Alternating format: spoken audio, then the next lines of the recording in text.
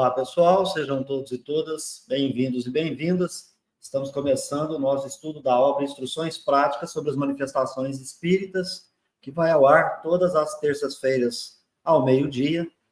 E peço a você que está chegando por aqui, se não é inscrito, se inscreva no canal, curta, comente, compartilhe o vídeo. Se você já é inscrito, por favor, se torne membro. Caso você não queira ou não possa, use a chave Pix para você contribuir com a nossa comunidade, mantendo o nosso canal no ar. Tem aqui ao meu lado, Lauro Rodrigues. Bem-vindo. Vamos lá, Laurinho. Escala espírita, né? É isso aí, Beto. Boa tarde para você, boa tarde a todos que estão conosco, nos assistindo.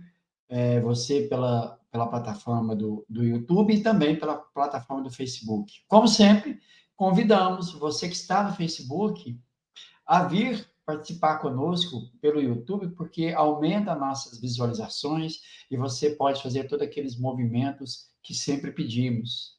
Além de se inscrever, de se tornar membro, curtir, comentar, compartilhar com os seus contatos, convidar mais um para vir fazer parte da nossa família de estudos da doutrina espírita. Beto Ramos.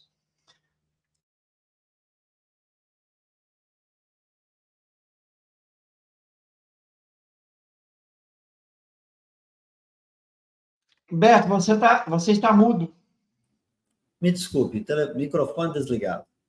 Então, bora lá, Laurinho. Nós já fizemos aqui uma breve introdução no encontro passado. Agora a gente vai, então, comentar um pouquinho acerca da terceira ordem, espíritos imperfeitos. Espíritos imperfeitos. Quais são os caracteres gerais dos espíritos imperfeitos? E depois também eu queria que você me falasse assim, qual que é a diferença, Laurinho, espíritos inferiores em relação a quê? Espíritos imperfeitos em relação a quê também? Caracteres gerais. Predominância da matéria sobre o espírito. Propensão para o mal, ignorância, orgulho, egoísmo, todas as más paixões que são a consequência disso. Essa resposta, ela quase que copia, por assim dizer, a resposta da questão 101 de O Livro dos Espíritos, que trata dessa questão dos espíritos imperfeitos. Tem ainda a intuição de Deus, mas não o compreendem. Nem todos são essencialmente maus. Em alguns há mais leviandade, irreflexão e malícia do que verdadeiramente maldade. Para os espíritos superiores, Lauro, leviandade, você não refletir sobre aquilo que faz, e ser malicioso, por vezes, não reflete a verdadeira maldade. Olha que interessante. Uns não fazem o bem e nem o mal. São os indiferentes, né? Só pelo fato de não fazerem o bem já denota sua inferioridade. Então, aqui, ele usou a expressão inferioridade, está dentro dos espíritos imperfeitos. Porque há uma celeuma aí de que a gente não possa utilizar a expressão inferioridade, mas os espíritos superiores a utilizam. Acho que a gente tem que saber quando colocar ela para ela ficar bem esclarecida, né? Um espírito superior, ele é inferior ao espírito puro, por exemplo. Isso não tem nada de errado, né? Mas espírito inferior também não quer dizer que é sinônimo da imperfeição absoluta, né? Tem que levar isso em consideração. Outros, ao contrário, se comprazem, ou seja, têm prazer no mal e ficam satisfeitos quando encontram a ocasião de praticá-lo. Podem aliar a inteligência à maldade ou à malícia. Mas qualquer que seja o seu desenvolvimento intelectual, suas ideias são um pouco elevadas e seus sentimentos mais ou menos abjetos. Passar para você comentar esse tópico. Beto, é muito claro, né? Bom, então nós vamos falar antes de extrairmos consequências morais para nós mesmos, né? Numa comunicação espírita ou comunicação dos espíritos, há de se ter a escala espírita ao lado, porque observando a escala espírita, dialogando com o espírito, é que nós vamos conseguir colocá-lo, situá-lo dentro da escala espírita, né? Então, espíritos imperfeitos, aqueles que ainda não se depuraram. Então, quem são os espíritos imperfeitos, né? Bom, do ponto de vista que nós que habitamos esse planeta Terra, por exemplo, que é um planeta de prova e expiação, somos espíritos imperfeitos, né? Ainda temos que desvincular de algumas mazelas. Mas é de considerar aqui uma questão de imperfeição também, é quando o espírito ele age de forma condicionada, ou seja, de forma inconsciente. E isso acaba, tem por finalidade agir dessa forma, de forma inconsciente, não possibilita ele avançar. É o que nós vamos chamar de vícios. Então, o espírito vai precisar, pela experiência, né, nas sucessivas encarnações, compreender que o que o faz sofrer, o que não permite ele avançar, é essa imperfeição, entre parênteses, vícios, né? E a questão da inferioridade? O Beto já comentou. Eu sou inferior a quem? Na hierarquia dos espíritos, eu sou inferior a quem?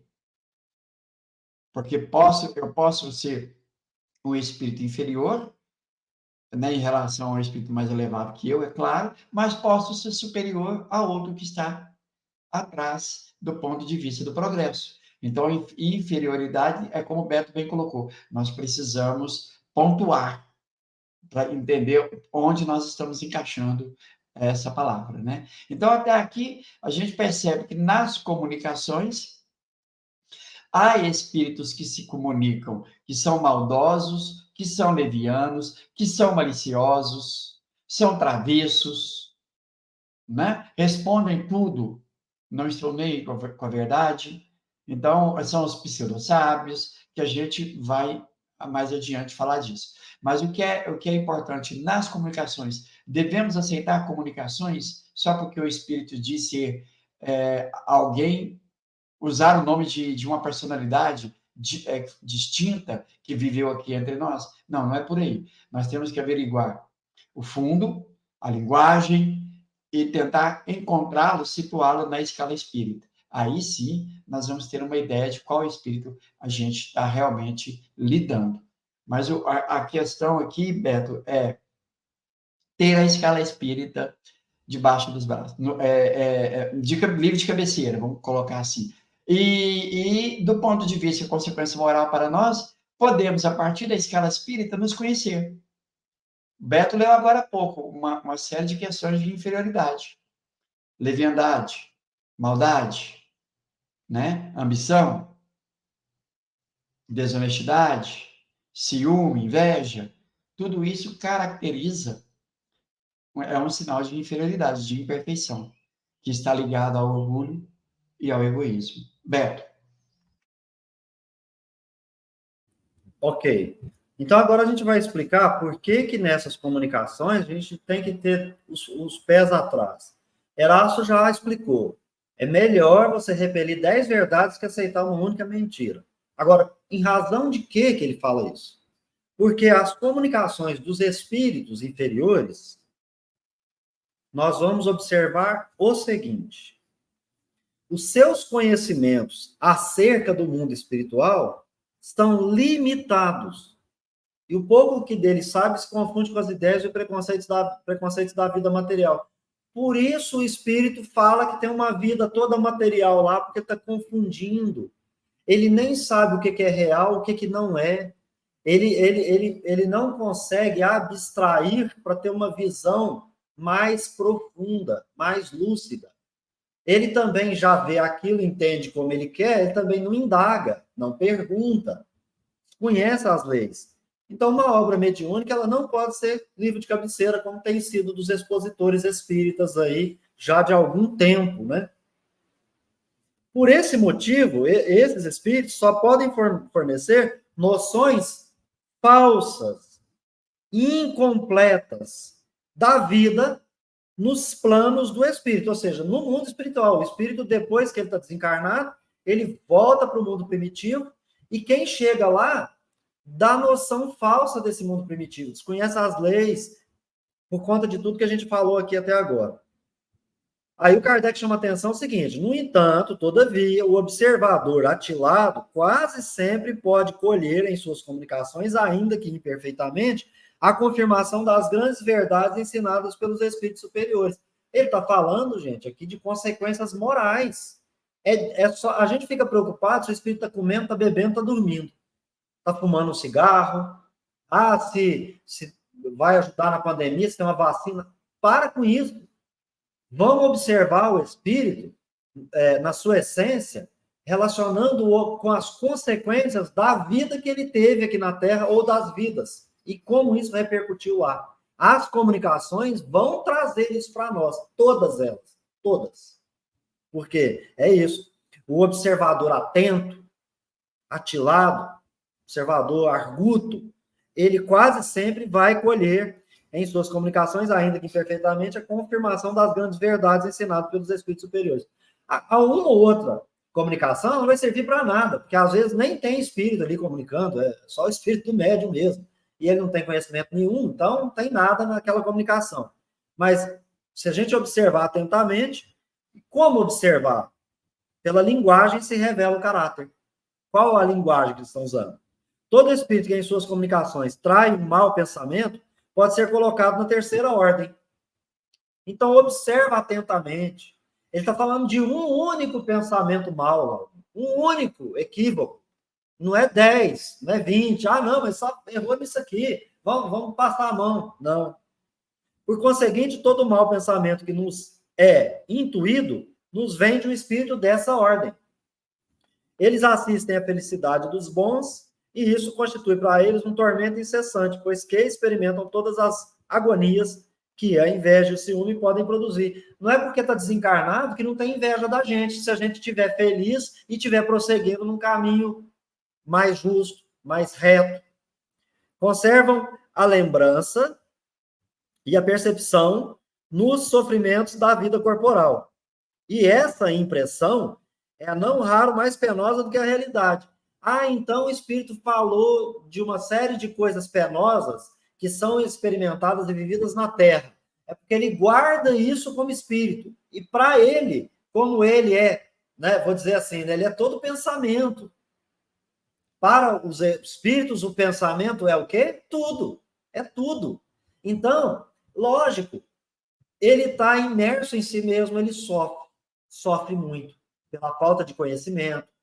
Por isso que o Espiritismo, bem estudado, ele já vai nos dar um caminho melhor, como a gente tem percebido na obra O Céu e o Inferno, que a gente está estudando aqui, Viúva Fulon falou isso. Conservam a lembrança e a percepção no sofrimento da vida, como eu disse, e essa impressão não rara é mais penosa do que a realidade, ou seja, não é real. Não é real.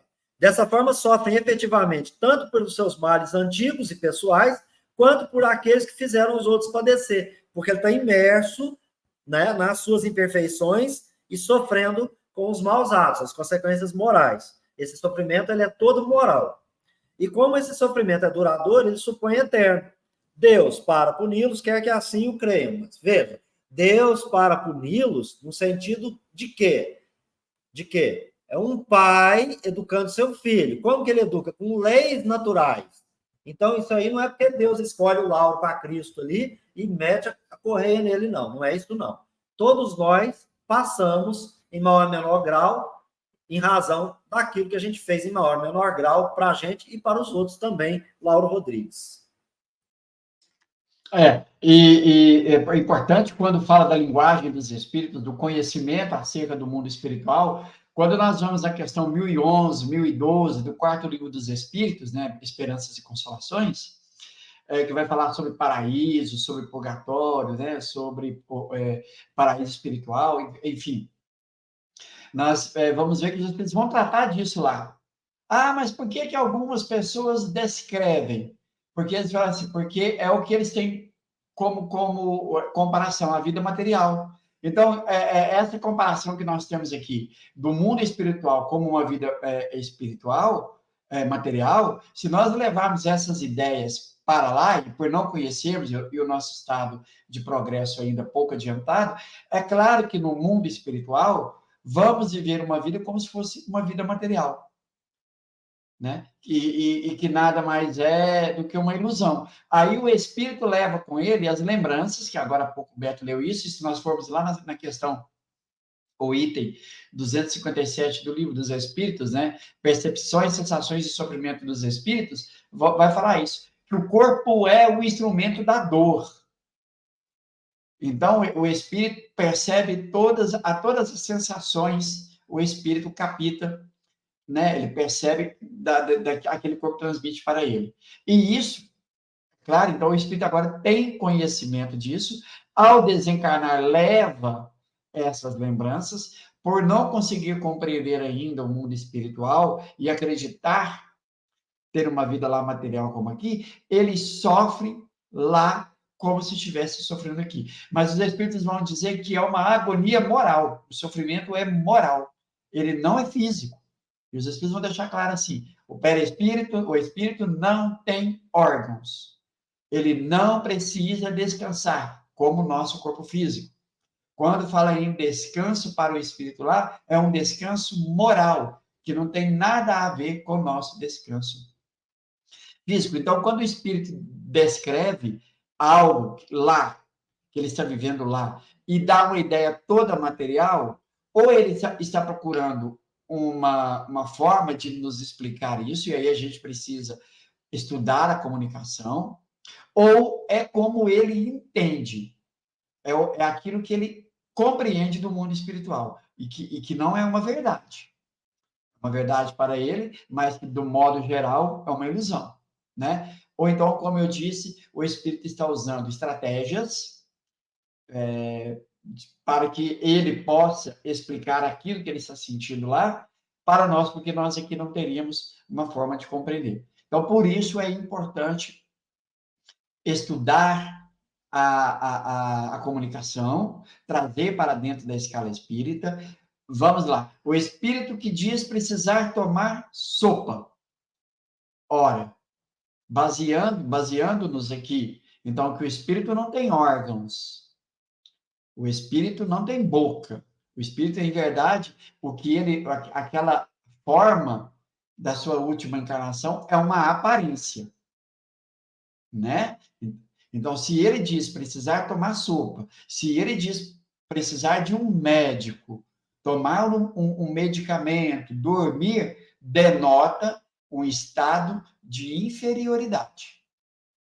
Então, não podemos aceitar o que ele está falando como uma verdade. Ah, então no mundo espiritual nós vamos fazer sopa, no mundo espiritual vamos tomar caldo, vamos comer carboidrato, dormir, ir ao banheiro, né, pessoal? Então, é muito importante a gente levar isso. Espíritos de terceira ordem conhece o mundo espiritual? Não. O seu conhecimento é limitado. As suas ideias e ideias de espírito se confundem com a vida terrena. Então, ele leva todos o conhecimento que ele adquiriu aqui, aquelas sensações, tudo aquilo que o mundo material ensinou a ele, ele leva isso como lembrança e repercute do ponto de vista moral, devido ao seu estado de inferioridade. Beto.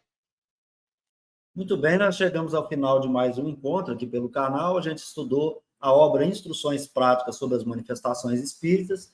Estamos estudando a escala espírita, visitando a terceira ordem, espíritos imperfeitos. No próximo encontro, grupos e classes dos espíritos imperfeitos. Quero agradecer a todos, a Deus e aos bons espíritos, a quem esteve aqui no chat, quem comentou, vai comentar. Enfim, se tiver alguma contribuição a fazer, por favor, faça após a descrição do vídeo, caso não tenha feito no chat. E eu encontro você, Lauro Rodrigues, no próximo vídeo. Até lá. Peço a você que encerre para nós.